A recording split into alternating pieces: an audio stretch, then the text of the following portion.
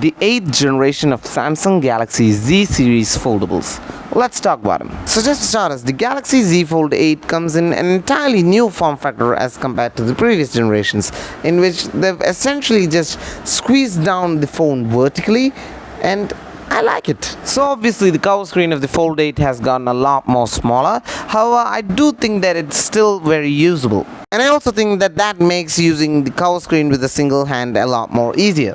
And this shrinking has helped the main screen because it now has a proper 4:3 aspect ratio compared to a roughly 6:5 aspect ratio in the previous generation. As for the Galaxy Z Fold8 Ultra, this is the first time that Samsung is calling a foldable an Ultra. And maybe form factor wise or about the number of cameras on this thing, the Fold8 Ultra is actually what seems like the successor of the Fold 7. And as for the Flip 8, form factor wise, it's still pretty much similar to its predecessor. Now as for the processor, all three of these models use Snapdragon 8 Elite Gen 5. However, the Flip 8 may use Exynos 2600 based on the region. And then there's anti-glare, which is available on both the folds on their main screens. However, it is not available on the Flip.